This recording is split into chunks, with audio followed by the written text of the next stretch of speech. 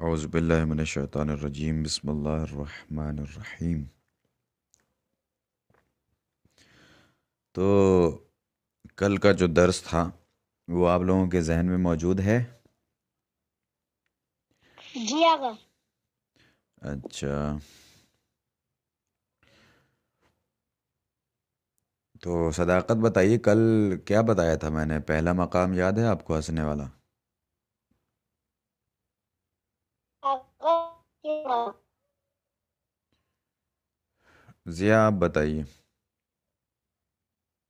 ہم بتا رہے ہیں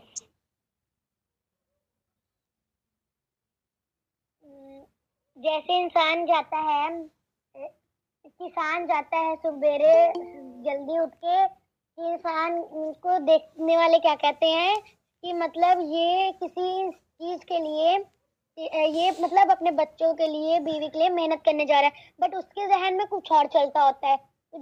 وہ جو لائن ہوتی ہے کھیت کی لائن ہوتی ہے، اس سے مطلب وہ اپنی زمین بڑھا لیتا ہے، یا پھر کوئی اور بھی چیز ہوتی ہے، انسان کو چیز کاٹ لیتا ہے، اچھا اس پہ فرشتے ہنستے ہیں۔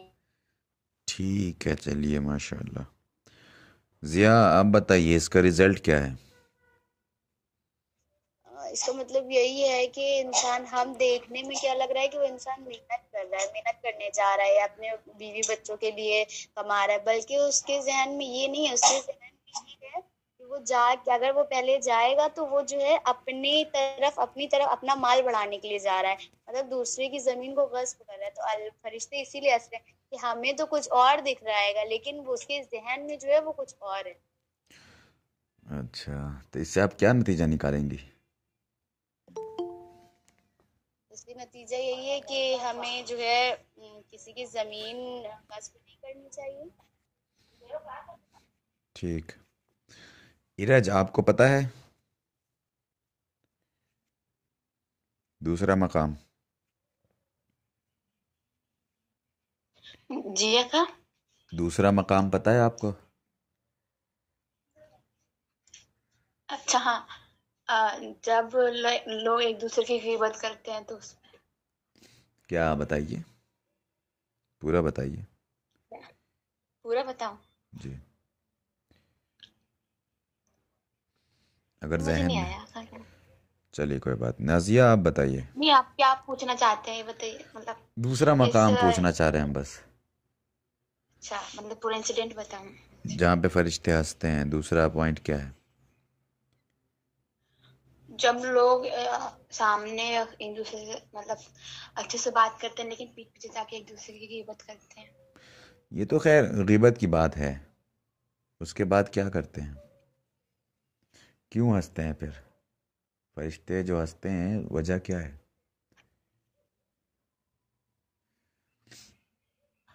اچھا، تو غیبت کرتے ہیں پھر بعد میں توبہ کرتے ہیں، کیونکہ یہ گناہ کبیرہ ہے غیبت کرنا۔ چلیے ٹھیک ہے۔ نازیہ آپ بتائیے دوسرا پوائنٹ، یہی والا۔ ہاں، میں کلاس نہیں کر رہی تھی 2 دن سے۔ ٹھیک ہے، تمنا آپ کر رہی تھی کل؟ السلام علیکم۔ نہیں استاد، ہم کل نہیں تھے کلاس میں۔ وعلیکم السلام، کوئی بات نہیں۔ ثنایا آپ کو معلوم ہے؟ اگر تیسرا والا؟ دوسرا ہی والا جو ایرج نے بتایا ہے، اس کا جی پورا اگر کانسیپٹ کلیئر کرنا ہے۔ جب ہم لوگ لوگوں کی غیبت کرتے ہیں ان کے سامنے اور برائی کرتے ہیں، بٹ پھر ہم لوگ گھر پہ جا کے توبہ کرتے ہیں، ہم لوگ اپنی اس گناہ کی معافی مانگتے ہیں، اور پھر ہم لوگ وہی گناہ واپس سے دہراتے بھی ہیں۔ ٹھیک ہے ماشاء اللہ۔ ایشان، ایشان میری آواز سن رہی ہیں؟ جی آپ کلیئر کریں گے اس کو؟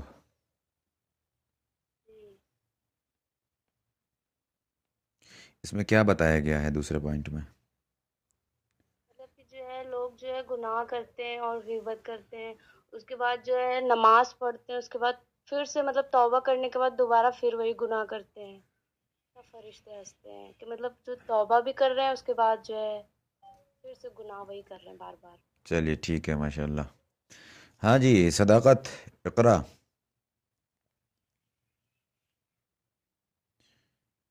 یہ بتائیے کہ یہ واقعہ فرشتوں نے کس سے بیان کیا ہے؟ رسول اللہ سے. ٹھیک ہے.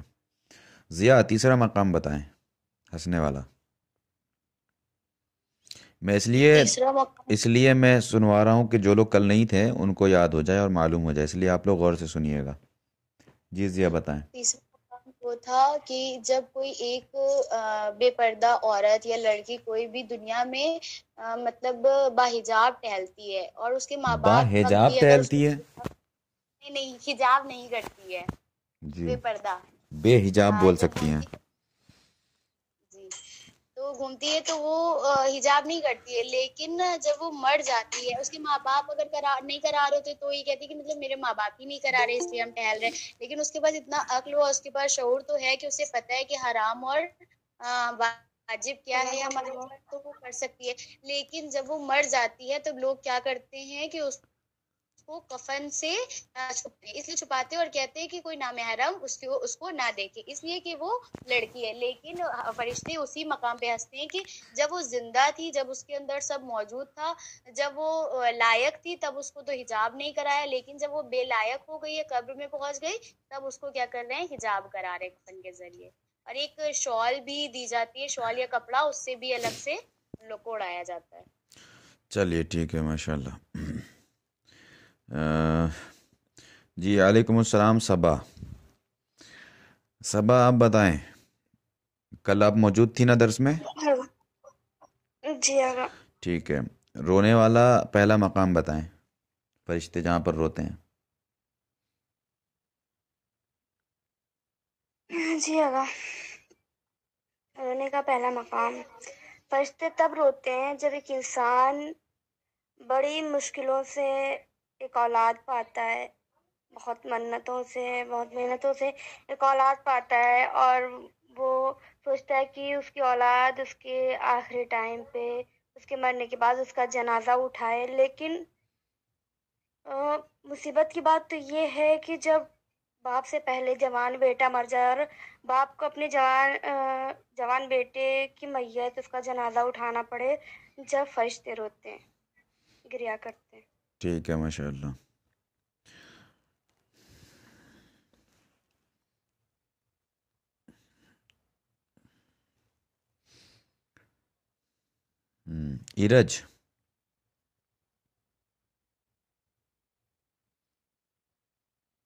ایرج،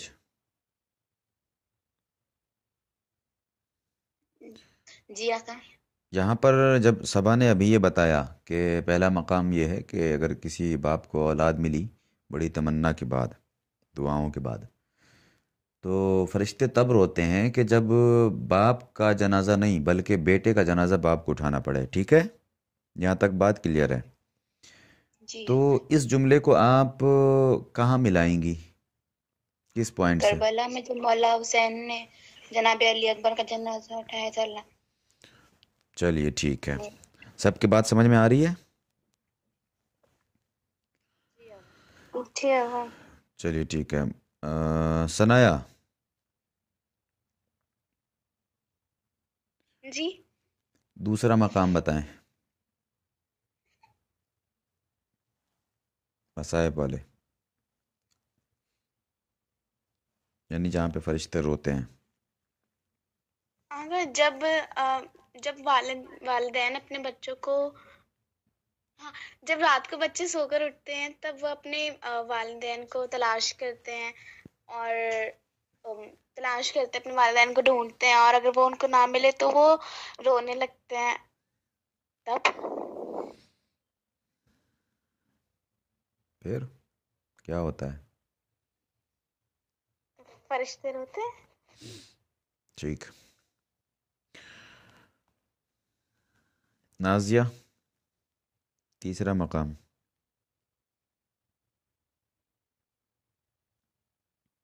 جی آقا. تیسرا مقام بتائیں. آقا میں نہیں تھی کل کلاس میں. اچھا آپ نہیں تھی. صبا آپ بتائیں. جی آقا.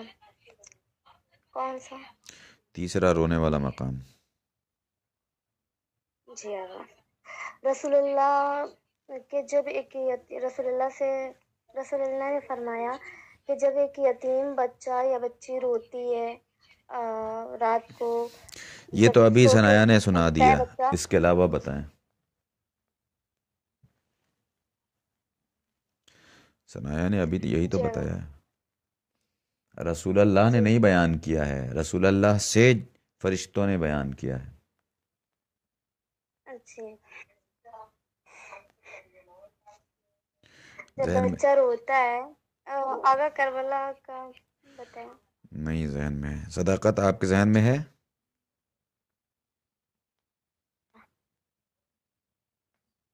میں بتاؤں؟ اقرا، ذہن میں ہے اقرا بتاؤ۔ جی، بتا جیسے کوئی بھی انسان مسافر جیسے دور ہی مطلب انسان مر جاتا ہے تو انسان رونے والا کوئی نہیں ہوتا، آپ کی آواز صحیح نہیں آ رہی ہے، پھر نیٹ ورک ایشو ہے۔ آغا بھائی، ہاں بولیے۔ آغا آئی جی جی، جب اچھا ٹھیک ہے، چلیے آپ کو یاد ہے۔ ضیاء آپ کسی پوائنٹ کو واضح کیجئے۔ جی، جب بھی کوئی حالت مسافرت میں مر جائے، یعنی سفر کی حالت میں، جیسے کوئی اپنے گاؤں سے یا شہر سے باہر گیا ہے علم حاصل کرنے کے لیے، یا باہر ہے، مسافر ہے، تو اگر جب وہ مر جاتا ہے تو فرشتے روتے ہیں۔ کیوں روتے ہیں؟ کیونکہ اس کے اوپر کوئی رونے والا نہیں ہوتا، اس کے گھر والے اس کے پاس نہیں موجود ہوتے ہیں۔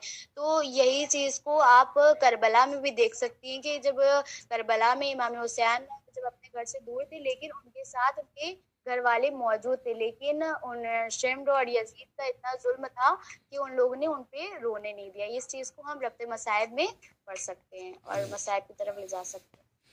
چلیے ٹھیک ہے، باقی لوگ جن کو سمجھ میں آ گیا ہے ٹھیک ہے، نہیں سمجھ میں آیا ہوگا تو آج کل میں کلاس اپلوڈ ہو جائے گا، وہاں سن لیں گے انشاءاللہ، ٹھیک ہے۔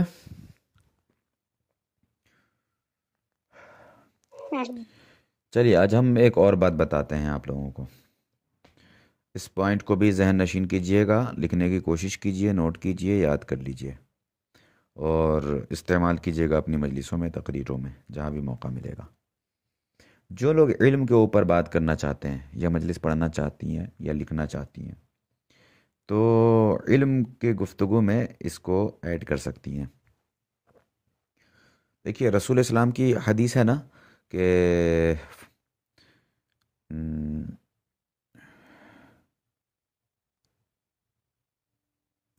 طلب العلم فریضۃ علی کل مسلم و مسلمہ، ہر مسلمان مرد و عورت پر علم کا حاصل کرنا ضروری ہے۔ ٹھیک ہے، یہ حدیث آپ لوگوں کے ذہن میں ہے، کبھی سنا اس سے پہلے؟ جی آگا۔ ہاں، تو ہر مسلمان مرد و عورت کے لیے علم کا حاصل کرنا ضروری ہے، ایک تو یہ حدیث ہے۔ ایک حدیث اور علم سے متعلق ہے، اطلب العلم من المہد الی اللحد، علم کا حاصل کرنا ماں کی آغوش سے لے کر، علم حاصل کیجئے، اطلب علم حاصل کیجئے ماں کی آغوش سے لے کر قبر کی آغوش تک۔ لحد تک۔ جی ہاں، یعنی انسان علم حاصل کر سکتا ہے کب تک؟ لمٹ بتائی ہے معصوم نے، پیدا ہونے سے لے کر قبر تک علم حاصل کرنے کی صلاحیت اللہ دیتا ہے۔ تو اس کا مطلب اس میں بہت سارے پوائنٹ نکل کے آئیں گے۔ پہلی بات، پہلا پوائنٹ، ان دونوں حدیث کو بیان کرنے کے بعد آپ پہلا پوائنٹ یہ بتائیں گی کہ علم حاصل کرنے کے لیے کوئی عمر نہیں ہوتی۔ کوئی 10 سال کا ہے تو وہ بھی علم حاصل کرے، 20 سال کا ہے تو وہ بھی علم حاصل کرے، 50 سال کا ہے تو اس کے لیے بھی علم حاصل کرنا ضروری ہے۔ اب اگر 50 سال کے ہو گئے اور قرآن پڑھنا نہیں آتا، اور اگر کوئی کہتا ہے کہ آپ کو قرآن پڑھنا چاہیے تو لوگ کہہ دیتے ہیں کہ ارے جناب عمر ہو گئی ہے، اب اگر کسی سے پڑھا جائے تو اچھا نہیں لگتا ہے۔ تو اگر اچھا نہیں لگتا ہے تو پھر رسول نے کیوں فرمایا؟ اس لیے کہ رسول تو معلم اخلاق ہے نا، اخلاق و کردار کے ٹیچر ہیں رسول۔ تو اگر علم حاصل کرنا 50 اور 60 سال کے بعد صحیح نہ ہوتا یا توہین ہوتی تو پھر رسول یہ کبھی نہ کہتے، مگر معصوم کا یہ کہنا کہ علم حاصل کرنا ماں کی آغوش سے لے کر قبر کی آغوش تک، یہ اس بات کی علامت ہے کہ انسان جس عمر کا بھی ہو اس کا علم حاصل کرنا ضروری ہے اس کے لیے. ٹھیک ہے، پہلی بات. دوسری بات کہ ہر مرد و عورت پر علم کا حاصل کرنا ضروری ہے. اب یہ کوئی قید نہیں ہے کہ عورتیں علم حاصل نہیں کر سکتی، عورتیں پڑھ نہیں سکتی، جیسا کہ پہلے کے زمانے کے لوگوں کا کانسیپٹ تھا کہ ہم گھر کی عورتوں کو پڑھنے نہیں دیں گے، وہ کام کاج کے لیے ہیں، گھر کے لیے ہوتی ہیں، کھانا بنائیں، خدمت کریں بس، بلکہ علم حاصل نہ کریں. تو بہت سے لوگ اس کے خلاف پہلے تھے، لیکن رسول کیا فرما رہے ہیں، معصوم کیا فرما رہے ہیں کہ ہر مسلمان مرد و عورت پر علم کا حاصل کرنا ضروری ہے. اس کا مطلب جیسے مرد پر علم حاصل کرنا ضروری ہے ویسے عورتوں کے لیے بھی ہے. 2 پوائنٹ یہاں پر ظاہر ہوا. تیسری بات، وہ حدیث آپ کے سامنے ہے، مجمع کو آپ نے سنا دی کہ اطلب العلم من المہد الال، لحد. جی ہاں، بولیے، بولتے رہیے، ایکٹیو رہیے فوراً. اس کے بعد کیا ہے، غور سے سنتے رہیے گا، میں کہیں پر بھی پوچھ سکتا ہوں. الاللحد یعنی ماں کی آغوش سے لے کر، بہترین ترجمہ ہے، ماں کی آغوش سے لے کر قبر کی آغوش تک علم حاصل کرنا ہے. تو ایک طرف تو رسول نے یہ بتایا کہ مسلمان جو ہوگا وہ ماں کی آغوش سے لے کر قبر کی آغوش تک علم حاصل کر سکتا ہے. اب جائیے کسی بھی بہن یا کسی کے پاس جائیے، اگر آپ کے محلے میں کوئی اسکول ہو اور کسی کے یہاں کوئی بچہ پیدا ہو تو پیدا ہونے کے بعد تو آغوش میں آ جاتا ہے. اس بچے کو آپ لے جائیے اسکول میں محلے کے، آپ کہیے گا کہ پرنسپل صاحب آپ اس کا ایڈمیشن لیجئے، پرنسپل کا کیا جواب ہوگا؟ نہیں، جب تک وہ بول نہیں سکتا تب تک اس کا ایڈمیشن نہیں ہوگا. ظاہر سی بات ہے، پرنسپل کہے گا ارے جناب آپ زیادہ خوش ہو گئے ہیں لگتا ہے، یہ بچہ ہے، اس کے اندر نہ سمجھنے کی صلاحیت ہے، نہ بولنے کی طاقت ہے، یہ کیا علم حاصل کرے گا؟ آپ اسے اسکول لے کر آ گئے ہیں، جائیے اس کی پرورش کیجیے، پالیے، بڑا کیجیے، پھر لے کے آئیے گا. یہی جواب ہوگا نا نازیہ؟ جی ہاں. یہی جواب ہوگا نا؟ ٹھیک ہے، چلیے ٹھیک ہے. تو پھر وہ حدیث کیسے صحیح ہوگی؟ کیونکہ معصوم نے فرمایا ہے تو صحیح ہوگی. جب معصوم نے کہا ہے تو غلط نہیں ہو سکتا. اب معصوم نے کہا ہے کہ علم حاصل کیجئے ماں کی آغوش سے لے کر، تو آپ کے بچہ پیدا ہوا، آپ محلے کے کسی اسکول میں چلے جائیے، اور اگر وہ مسلمان ہو تو اس کے سامنے وہ حدیث رکھ دیجئے. اگر وہ آپ کو واپس کرے، آپ کہیے گا کہ نہیں ہمارے رسول نے فرمایا ہے اور آپ مسلمان ہیں تو آپ کو پڑھانا پڑے گا. بتایا گا وہ آپ کی بات نہیں مانے گا. جی بولیے. کہتے ہیں کہ شاید یہ ہوتا ہے کہ جب بچہ پیدا ہوتا ہے تو اس کے کان میں جب اذان دی جاتی ہے تو یہاں سے یہ ہوتا ہے کہ علم کی شروعات ہو گئی، اور جب انسان مرتا ہے تو اس کی نماز میت پڑھائی جاتی ہے، علم کا خاتمہ ہو جاتا ہے. ٹھیک ہے، اسی جملے کو آپ کو مجمع کے سامنے بیان کرنا ہے. ٹھیک ہے، جملہ ایک ہے، نتیجہ ایک ہے، اس کو کس طریقے سے آپ پڑھیں گی؟ میں چاہوں تو ابھی آدھا گھنٹہ اور انہی باتوں کو بیان کرنے میں لگا دوں.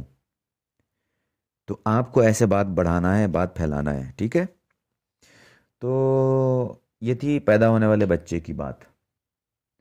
اب خدا نخواستہ کسی کے محلے میں میت ہو گئی، اب 4 لوگ آئے اس کو قبرستان اٹھانے کے بجائے، لے جانے کے بجائے محلے کے کسی کالج میں یا اسکول میں پہنچ گئے اور وہاں جا کے کہا کہ پرنسپل صاحب آپ اس کا ایڈمیشن لیجئے. کیا جواب ملے گا؟ ثنایا کیا جواب ملے گا؟ کیا اب تو یہ ان کو قبرستان نہیں جانا چاہیے، اب نہ یہ بول سکتے ہیں، نہ ان کو بولنے کی سہولیت ہے، اب نہ کچھ سمجھنے کی ہے، کیسے سمجھیں جی گے؟ ہاں، وہ تو یہی کہیں گے پرنسپل صاحب لگتا ہے آپ کا رشتہ بڑا گہرا تھا مرنے والے سے، اس لیے آپ کے دماغ پہ اثر ہو گیا ہے، اس کو قبرستان لے کر جائیے، یہاں کہاں لے کر آ گئے. تو پیدا ہونے والے بچے کو اگر ہم اسکول میں لے گئے تو ہمیں احمق کہا جائے گا، پاگل کہا جائے گا، مجنون کہا جائے گا، بے وقوف کہا جائے گا۔ اور مرنے والے جنازے کو، میت کو اگر ہم کسی کالج میں لے گئے ایڈمیشن کے لیے، تب بھی ہمیں احمق کہا جائے گا، دیوانہ کہا جائے گا۔ تو یہ تھی علم دنیا کی بات۔ یہ علم دنیا کے لیے اسکول جاتے ہیں نا، لیکن علم دین کا فائدہ یہ ہے، چونکہ رسول نے فرمایا ہے تو علم ضرور ہے۔ اب اگر ہم دنیاوی علوم کے لیے پیدا ہونے والے بچے یا مرنے والے جنازے کو اسکول یا کالجز میں لے جائیں تو لوگ ہمیں پاگل کہتے ہیں، لیکن یہ علم دین ہے کہ ہمارے یہاں کوئی بچہ پیدا ہوتا ہے تو اذان و اقامت کے ذریعے سے اس کے کانوں میں علم دیا جاتا ہے، اور جب کوئی مر جاتا ہے تو قبر میں اسما افہم کہہ کے یہ بتایا جاتا ہے کہ یہ مرا نہیں ہے، بلکہ اس کے اندر سننے کی بھی طاقت ہے اور سمجھنے کی بھی طاقت ہے۔ تو وہاں پر تلقین کے ذریعے سے علم دیا جاتا ہے۔ ٹھیک ہے، کانسیپٹ کلیئر ہے؟ جی آگا پوائنٹ سمجھ میں آ گئے؟ اگر تھوڑا سا ڈاؤٹ تھا، کیا؟ اگر جو آپ نے اینڈ میں ورڈ بولا تھا کہ مرنے کے بعد وہ تھوڑی بات سمجھ نہیں آتا۔ اسما افہم، جب قبر میں جنازے کو لے جاتے ہیں نا تو اس کے شانے کو ہلاتے ہیں اور یہ کہتے ہیں، تلقین میں یہ لفظ استعمال ہے، اسما افہم، سن اور سمجھ۔ تو جب ہم قبر میں مردے کو کہتے ہیں سن اور سمجھ، تو اس کا مطلب یہ ہے کہ مردہ سنتا بھی ہے اور سمجھتا بھی ہے، اور تلقین میں جو باتیں بتائی جاتی ہیں مردے کو سنائی جاتی ہیں، ان میں یہ بتایا جاتا ہے، یہ سب چیزیں اس میں موجود ہیں تلقین میں، کہ تمہارا اللہ کون ہے، تمہارے رسول کون ہیں، تمہاری کتاب کون ہے، تمہارے امام کون ہے، اماموں کے نام سنائے جاتے ہیں۔ یہ ساری چیزیں، یہ علم ہی تو ہے نہیں یہ علم؟ سب سے ضروری علم یہی ہے، یہی قبر میں کام آنے والا علم ہے۔ تو اس کا مطلب یہ ہے علم، ٹھیک ہے، یہ علم دین ہے۔ تو آپ جب علم کے اوپر مجلس تیار کیجئے گا تو اس طریقے سے اپنی مجلس میں ان جملوں کو شامل کیجئے گا۔ سب سے پہلے اس حدیث کو بیان کیجئے گا کہ اطلب العلم من المہد الی اللحد، اور اس کے بعد اس کے اوپر آپ گفتگو کیجئے گا جس طریقے سے میں نے ابھی آپ کو سمجھانے کی کوشش کی ہے، ویسے آپ اپنے سامعین کو سمجھانے کی کوشش کیجئے گا، اور کوشش کیجئے گا اچھے الفاظ میں۔ جیسے ابھی کسی بہت سی بہنیں ایسی ہیں، اگر میں ان سے کچھ پوچھتا ہوں تو بیچ میں کچھ ایکسٹرا ورڈز بہت استعمال کرتی ہیں، جیسے مطلب ہے، یا اس طریقے سے اور بھی کچھ ورڈز ہوتے ہیں جو آپ درمیان میں کئی مرتبہ استعمال کر لیتی ہیں، تو یہ آپ کی زبان کو خراب کرے گا۔ اس لیے جو بھی آپ کو بیان کرنا ہے پہلے اپنے ذہن میں اس کو اچھے سے بٹھا لیں، اور اسی لیے کہا جاتا ہے اس کو دہرائیں، گھر پہ خوب دہرائیں، پڑھیں، خوب پڑھیں۔ جب آپ خوب پڑھیں گے تو آپ کی زبان پہ خود بخود لفظ آئیں گے، ورڈز آتے جائیں گے۔ جو آپ کی تھنکنگ ہوگی اسی تھنکنگ کو زبان پہ لانا ہوتا ہے نا جملوں کے ذریعے سے، تو ذہن میں جملے بھی ہونے چاہیے۔ جب زبان پر جملہ نہیں آتا ہے، جب زبان پر لفظ نہیں آتا ہے، تب پھر ہماری زبان لڑکھڑاتی ہے، پھر ہم ادھر ادھر کے ورڈز استعمال کرنے لگتے ہیں، جیسے مطلب ہے کہ جیسے مطلب یہ ہے، اور مطلب کو کئی مرتبہ لے آتے ہیں جب کس کی ضرورت ہی نہیں ہے یہاں پر۔ تو اس لیے کہا جاتا ہے کہ جو کانسیپٹ آپ سنانے والی ہیں، بیان کرنے والی ہیں، اس کو پہلے ذہن میں خوب دہرائیے، اور دہرانے کے بعد امیجنیشن کر لی آپ نے، تصور کر لیا، اب اس کے بعد کوشش کیجئے کہ اس تصور کو، اس امیجنیشن کو زبان سے ظاہر کریں، یعنی زبان پر لائیں۔ تو زبان پر لانے کے لیے پڑھنا ضروری ہے، تو اس کے لیے آپ اکیلے جہاں پر بھی رہیے، ٹہلتے رہیے، کمرے میں رہیے، وہاں پر اس کو بیان کیجئے اپنی زبان سے۔ تو بیان کریں گی تو آپ کو معلوم ہوگا کہ کس لفظ کی کمی ہے، پھر اس لفظ کو سرچ کیجئے، یاد کیجئے کہ یہاں پر کون سا لفظ استعمال کیا جائے، پھر اس لفظ کو اپنے ذہن میں رکھیے، پھر مسلسل اسی ٹاپک کو پڑھتے رہیے.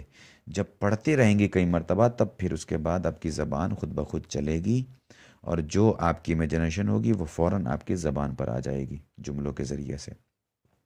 بس خطابت اسی کا نام ہے، اپنی امیجنیشن کو جملوں میں بدل کے لوگوں کے سامنے پیش کرنا. آپ کے اندر کتنا فن ہے کہ لوگوں کو آپ کس طریقے سے سمجھا سکتی ہیں، یہی آپ کو اچھا خطیب یا خطیبہ بنائے گا. ٹھیک ہے؟ جی. صداقت آپ کی آواز بالکل نہیں آ رہی بابو، بہت کٹ کٹ کے آ رہی ہے، اس لیے ہم آپ کا سوال نہیں سمجھ پا رہے ہیں. ٹھیک ہے؟ تو اگر آپ کو کوئی امپورٹنٹ میسج ہے تو آپ اس کو ٹائپ کر کے بتائیں. دوسری بات، کسی کو کوئی بات جو سمجھ میں نہ آئی ہو؟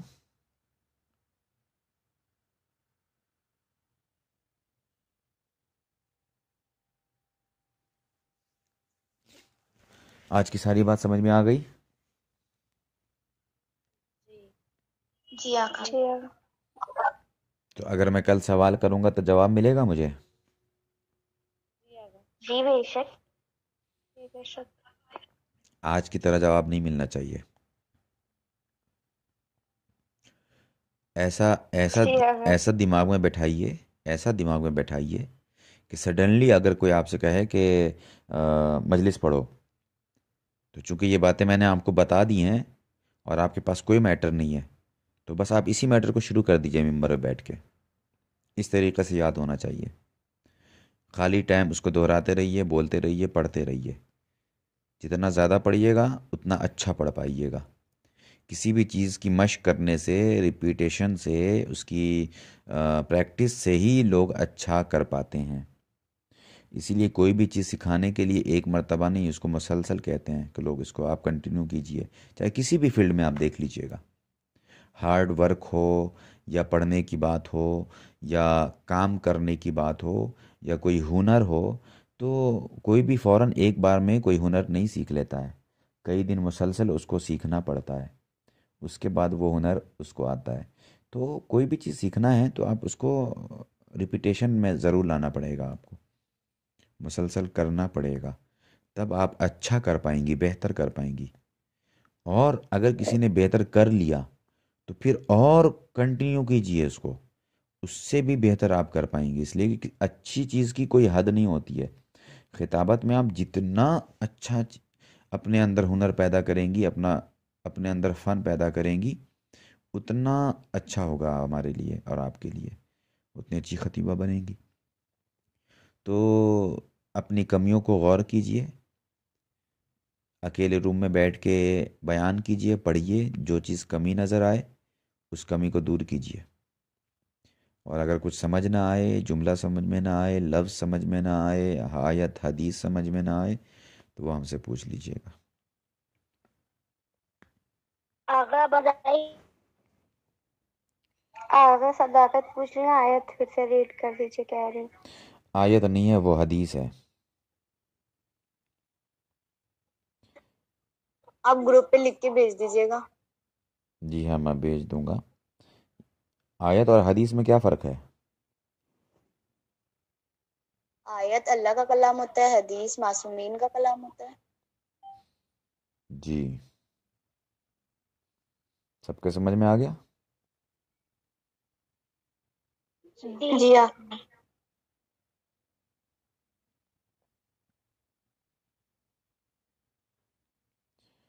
چلیے ٹھیک ہے.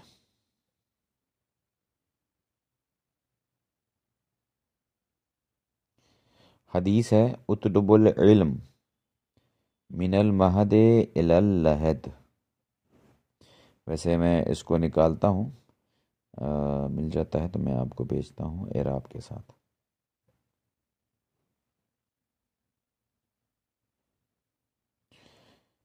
اور کوئی سوال کسی کو؟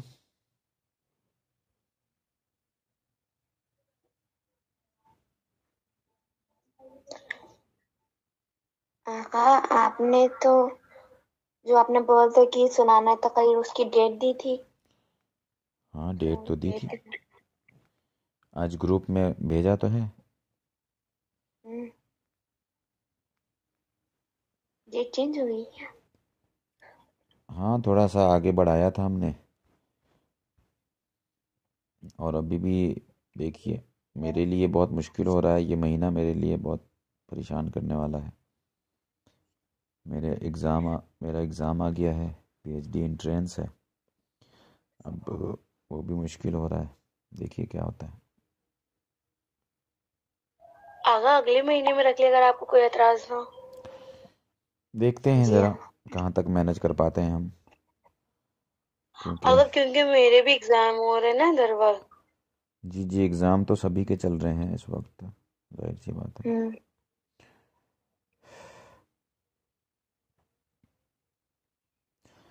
دیکھتے ہیں کیا کرنا ہے۔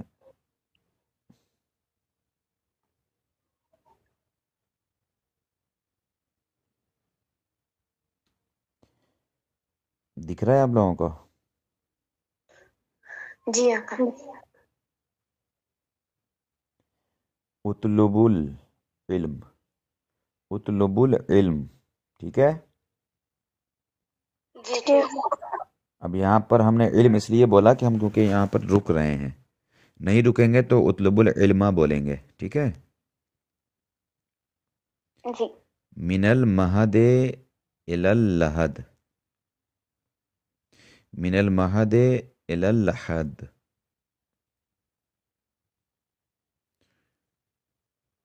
اطلب العلم من المہد الی اللحد۔ اطلبو یعنی یہ آرڈر کا لفظ ہے، علم حاصل کرو، علم حاصل کرو۔ من المہد یعنی ماں کی آغوش، مہد کہتے ہیں ماں کے آغوش کو، ماں کی آغوش سے لحد تک یعنی قبر کی آغوش تک۔ تو اس کو اچھا جملہ اگر اچھے جملے میں بیان کرنا ہے تو اس طریقے سے، علم حاصل کرو ماں کی آغوش سے لے کر قبر کی آغوش تک، اس طریقے سے آپ اس کو بیان کریں گے اور اس حدیث کو یاد کر لیجئے، ٹھیک ہے؟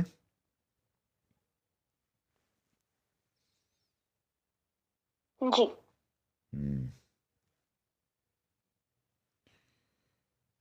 اور کوئی ڈاؤٹ؟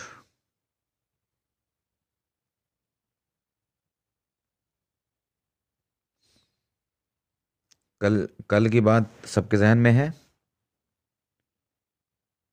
جی آقا۔ اچھا جی آقا۔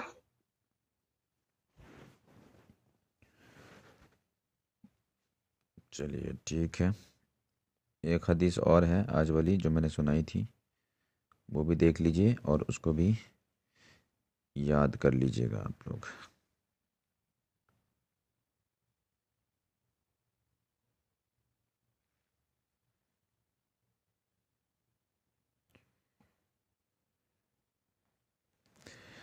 دکھ رہا ہے؟ جی جی آقا۔ طلب العلم فریضۃ علی کل مسلمین، ٹھیک ہے؟ جی۔ یعنی علم کا حاصل کرنا، طلب العلم علم کا حاصل کرنا فریضہ ہے علی کل مسلمین ہر مسلمان پر۔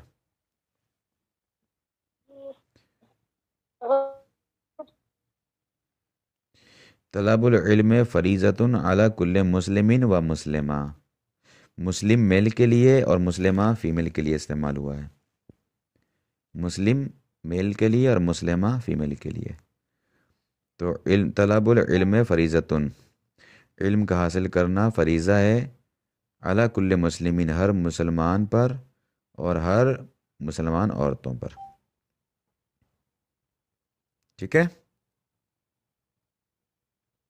جی۔ چلیے میں یہ گروپ میں بھیج دیتا ہوں،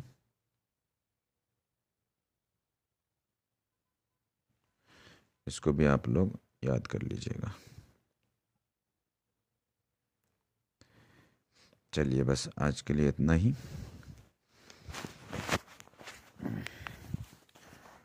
ٹھیک ہے پھر، خدا حافظ و ناصر۔ پینسل آئی اٹینڈنس نہیں لگائیں گے۔ اگر